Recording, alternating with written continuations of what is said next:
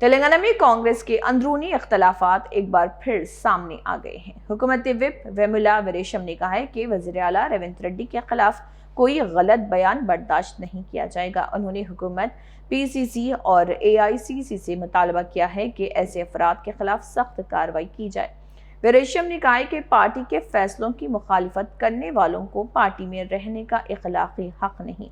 उन्होंने सीएम पर किए गए तबसरों पर अवामी माफी का मुतालबा करते हुए खबरदार किया कि बसूरत दीगर कांग्रेस कारकुन खामोश नहीं बैठेंगे।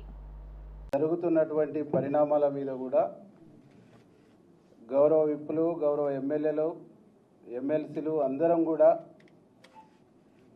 రాష్ట్ర ముఖ్యమంత్రి పైన ఎవరు మాట్లాడినా, ఎవరు తప్పుడుగా మాట్లాడినా, తప్పుడు ఆరోపణలు చేసినా రాష్ట్ర ప్రభుత్వం, కాంగ్రెస్ పార్టీ కఠిన చర్యలు తీసుకోవాలని చెప్పేసి అభిప్రాయంతో గౌరవ ముఖ్యమంత్రి గారికి, పీసీసీ ప్రెసిడెంట్కు మేమందరం కూడా రిపోర్ట్ చేయాలనేటువంటి అభిప్రాయంతో రావటం జరిగింది.